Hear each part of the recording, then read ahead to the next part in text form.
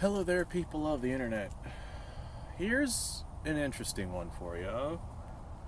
What is the best rifle cartridge here in the United States for the average person? We all have our own little biases towards the things that we do and do not like. And although there would be better options than what it is that I've ultimately picked for this category, I I think that it is still what I would pick. So if I had to pick a rifle cartridge, which is what we're talking about here, I would probably pick an intermediate rifle cartridge just because most people, and we are considering most people, doing what the average person would need a general purpose rifle to do. Most people can't hit anything beyond 100 yards. Most people can't hit anything beyond like 25 yards. And most people don't need a rifle with a stupid amount of power to put down some big game somewhere.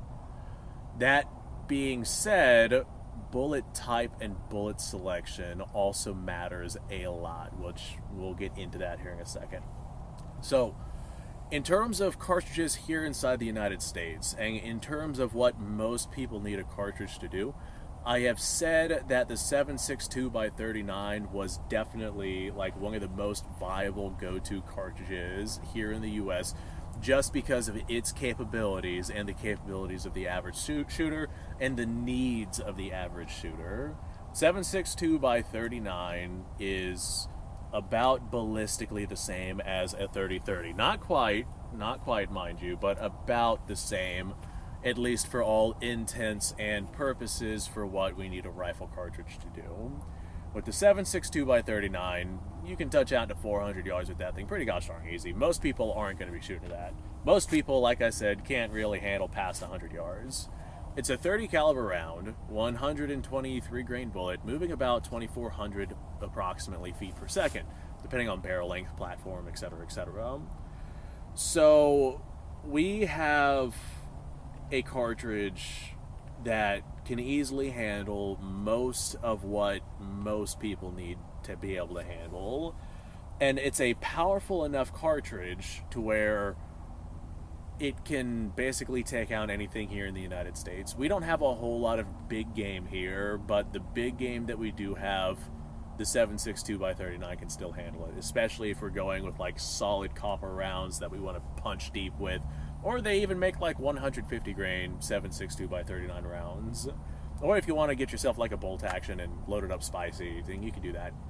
However, that being said, even though the capabilities of the cartridge are what I would normally give, the torch to, towards being like, hey, this is the ideal cartridge, I'm not going to give it to the 7.62x39. It should be given to that, but it's not. Here in the United States, most of the 7.62x39 that you come across is like cheap steel case stuff. There is some brass case stuff out there on the market, but most people aren't getting that. If you want to go out and get that, nice brass case stuff, you are not among the average 7.62x39 shooter. If you're going to go out and get the cheaper steel case stuff, then you're going to notably get something that is going to have less accuracy than some other calibers out there on the market. Like, even for skilled shooters, we're talking pie plate accuracy at 100 yards. Most people wouldn't even notice that lack of accuracy, but that still is something to pay attention to. So just because of that lack of accuracy with 7.62x39 and how most of the things that people are going to get with it are going to be full metal jackets, which, I mean, they'll do the job, but there's better bullet types out there. Just because of those particular situations, and 7.62x39 is not as available in the United States as some other cartridges. Just because of that, I would have to give it to something else. 308 is probably the most predominant full power rifle cartridge here in the United States as of right now. Ammo's available, plenty of bullet types, but it's too powerful. Most of your 308 rounds are going to be a 150 grain bullet moving about 2,800 feet per second. That's a big bullet moving mighty fast. and most people don't need that power. Most people aren't going to utilize the range capabilities of the 308, and most people are going to develop a flinch from the 308 cartridge because it bounces your gun around like a mule, and it's got some pretty hefty muzzle flash that comes out of it. It's a full power rifle cartridge, and most people just are not comfortable with that level of power and that level of blast, and they don't need the capabilities of that cartridge. They don't need the power, they don't need the range. Not only that, but 308 ammo, even if we're buying like the cheap bottom of the barrel factory second military surplus M80 ball stuff, it's still expensive. Like after shipping and taxes and whatnot, you're looking at 80 plus cents a shot. If I had to pick a rifle cartridge for the best, like the best rifle cartridge for the average shooter, I'm sure you guys can see where I'm going. I'd probably give it to the 223. Now this right here is some cheap steel case tool ammo stuff, but most people tend to fire brass case 223 just because the reputation for steel case 223 here in the US is just absolute trash. So your brass case 223, most of it is military surplus stuff, honestly. It's military surplus 5.56. It's a 55 grain bullet or a 62 grain bullet, most of the time 55 because that tends to be the cheaper stuff. 55 grain bullet moving at about 3,200 feet per second from a full-length barrel. That is a small bullet moving very fast, and it has quite a bit of energy going down range, and that is the cartridge that most people are going to have. All of your twist rates inside of your rifles, from like 1 in 12 to 1 in 7, which are your most common twist rates, all those can stabilize a 55 grain bullet. So that alone puts the 55 grain bullet up on its own pedestal. But if you know your twist rate for your rifle and you know what it can stabilize, then there's a plethora of different bullets out there that you can utilize. Although most people are going to be rocking your 55 grain full metal jacket like this right here, these right here, going at the velocities they're going at, whenever they hit soft targets, they tend to fragment. A lot of times, whenever we're dealing with wanting to dump as much energy as possible onto your target, we'll look at bullets that like expand or something like that. But these fragment and they break apart inside the target, and all the energy is dumped through that versus something like expanding like you would get from like a hollow point. Well, the 55 grain bullet dumping its energy on target through fragmenting and whatnot is actually going to dump more energy on target than a 7.62 by 51 308 round would if they were using full metal jackets. And if you're using a 308 general purpose rifle, odds are you're using a full metal jacket. You might have soft points in that bad boy, but odds are you're using cheap surplus 7.62 by 51 NATO.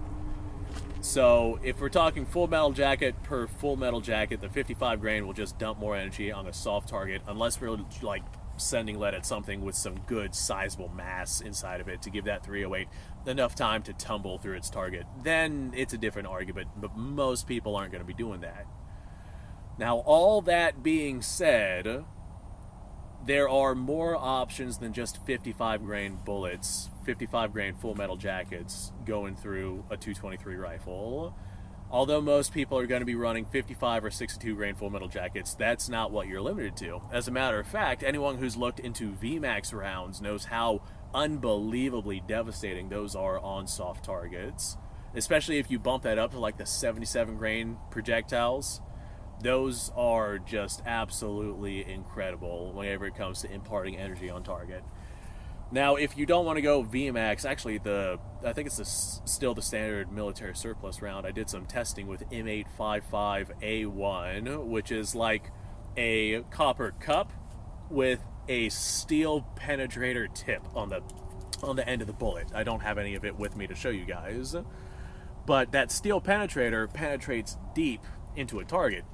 And that copper cup, whenever that steel penetrator separates from that copper cup, the copper cup essentially acts like a hollow point and expands and fragments and just destroys soft gel extraordinarily effectively. That would be a really good universal cartridge if it wasn't so gosh darn expensive. Now, since it is gosh darn expensive, 55 grain full metal jackets are probably going to be the go-to for most people. And from a full-length barrel, you still get your fragmentation. It is still quite the effective cartridge.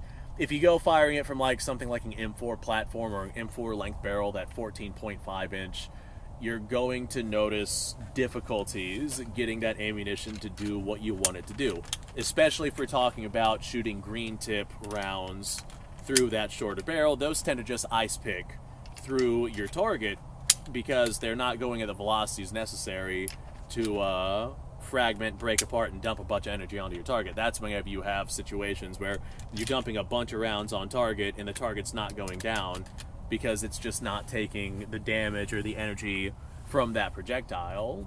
That is one of the reasons why I say 55 grain full metal jackets are the way to go if you don't want to spend money on specialty rounds. Not only are those 55 grain full metal jackets from a full length barrel going at velocities necessary to fragment and soft targets, they can actually penetrate body armor. The velocity from those lead core rounds defeat body armor. If you don't believe me, look it up. I'd show it to you guys, but I don't have any body armor out here. I'm missing a button on my shirt. How do you like that? So, I got some 55 grain rounds. I'm actually going to send these through my Ruger Mini 14 downrange.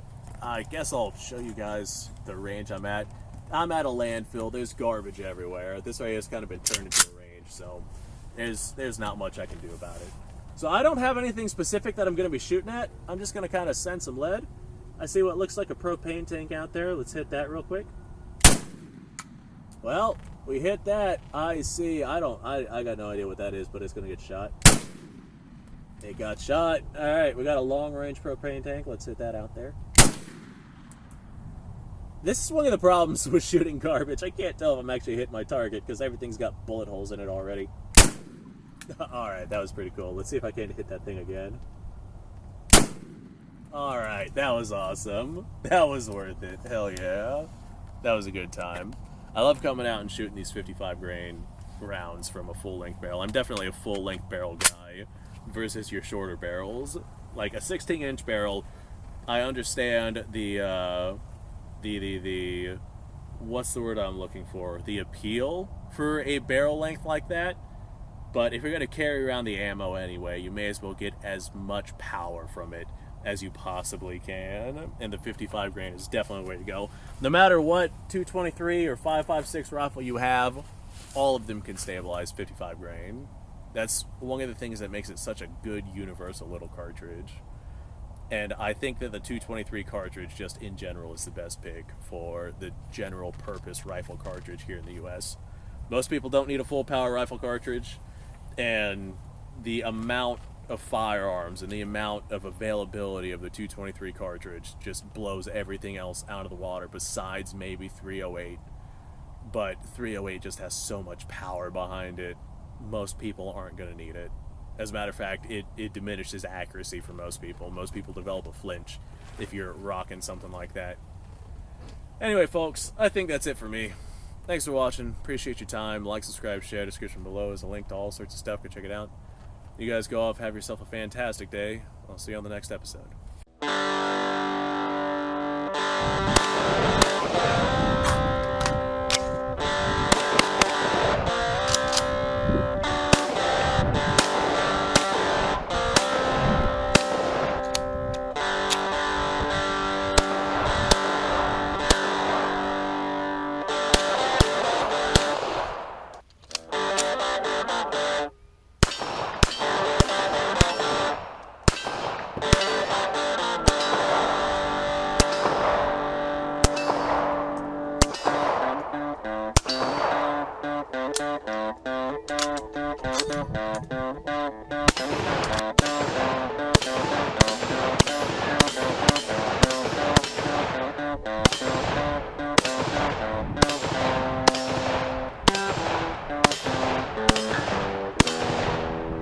Been a little while since I've done this.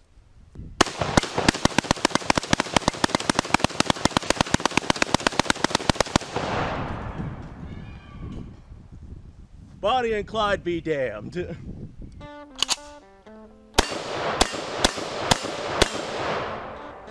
poor man's Garen.